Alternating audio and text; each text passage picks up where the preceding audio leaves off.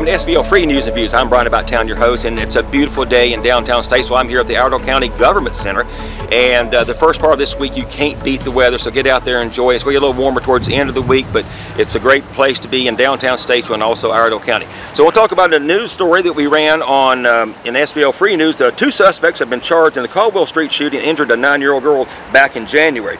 Statesville Police Chief Joe Barone announced Saturday that charges have been filed against Enrico Higgins of Winston-Salem, Reka Ellis of Salisbury for their involvement in the January 9th shooting.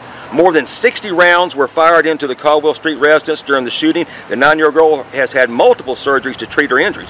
Higgins is charged with 4 counts of attempted homicide, 3 counts of assault with a deadly weapon with intent to kill, inflicting serious injury, discharging a weapon into an occupied dwelling, and discharging a firearm in the city limits. Ellis was charged as an accessory before the fact in connection with the shootings. Higgins is currently in custody in Davie County. He is also charged with murder and conspiracy in the January 6th homicide of Freeman Jacoby Wells, and Higgins was issued an additional $1 million secure bond for the new charges. Ellis was arrested in Rowan County, but is now in the Iredell County Jail. Barone also added the collaborative efforts in this investigation have been tremendous. I appreciate their work every day, but especially when it results in the successful arrest of suspects. So there you have it. Go back to SVL Free News and read all about that, plus other stories happening this week. Okay, for our interview, our segment this week, Mike Fuhrman sat down with Dan Gitro with Firewire. Many of you use Firewire on Facebook to learn about traffic incidents, fires, anything happening in and around Statesville in Iredell County. He has a lot of followers, so we sat down with him to talk about what Firewire means to him and how he founded it, and also how it can help you avoid a traffic mess up. Thanks, Brian. I'm here with Dan Gitro, the founder of Iredell Firewire. Dan, thanks for taking some time to join us today. You're welcome. First, I thought we'd talk a little bit about your background, and then we'll dive more into the Firewire. Now, you're a former firefighter with 15 years of experience, and you're currently working as a fire alarm dispatcher for the city of Charlotte. Correct. So you obviously have a long time interest in emergency services. Let's just start by asking why you decided to start the Firewire. Well, when I moved here 4 years ago, I was always stuck in traffic. Everywhere I went, there was traffic. And everywhere I went, I saw red lights flashing too. And back home, we had a thing called the Monroe County Firewire. And it was run by a firefighter there. And I looked around here, and there was no such thing. So I said, well, why don't I start my own? And so I did, and it's really taken off from there. So for those of you who haven't seen it, you can access it through Facebook. And this is a public service where you're putting information out there virtually about, I don't know, what percentage of emergency service cost? With my admins and we probably are up to the 80% mark of all accidents, structure fires, or anything else that takes great responses in the county.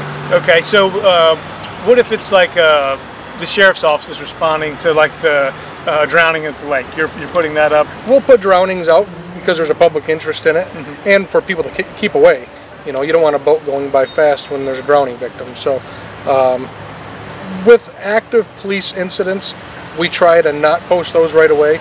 I am in contact with other people that know what's going on, and when it's appropriate, we'll post it. Okay. For officer safety.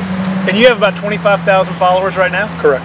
So when you have, a large event, how many people are typically viewing that on your Facebook page? We get the report on every post we do on how many people are viewing it, and we're up under the million mark of views on single posts. On individual accident posts can be anywhere from 1,000 to 25,000. And you mentioned that you're working closely with these agencies.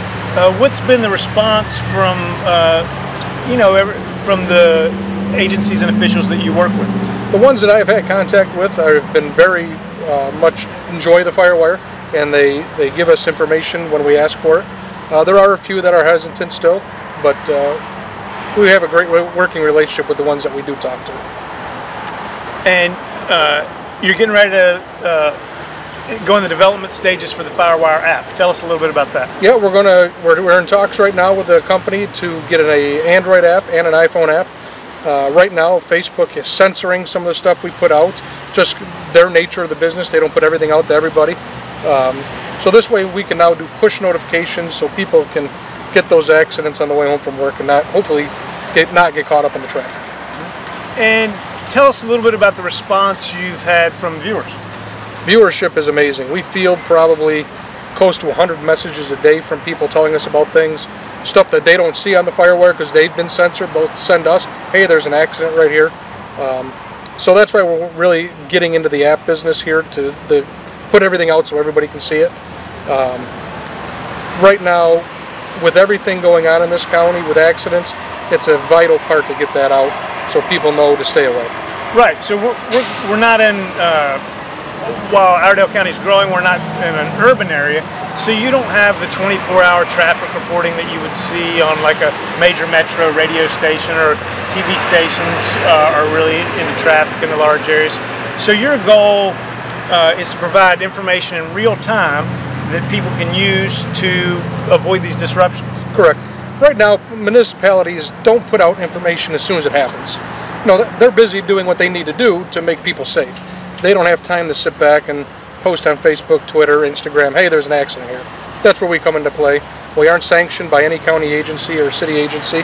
We do it all by ourselves. So let's talk for just 1 minute about the technical side. How are you capturing this information? Right now, we have admins and we all have radios. We monitor Iredell County, the city of Statesville, and the town of Mooresville pretty much 24 hours a day. So if it goes out over the radio, we know about it. Okay. All right. Well, Dan, thanks for taking the time to speak with us today, and good luck. Thank you very much. I appreciate it. Thank you, Mike, for the interview with Dan Gitro of Firewire. So if you haven't gone out there and liked Firewire, go out there and like it, because there's a lot of very useful information. They do pushes. If you're out and about driving, they'll do a push out so you can learn more about any traffic incidents in the area, or any fires or any emergencies like that. So thank you, Dan. And also go to SVLfreenews.com to sign up for your email edition, which comes out every morning at 5 a.m. So stay tuned this week. We'll have an interview with Sheriff Darren Campbell later in the week. So I will see you on Wednesday. Have a great day.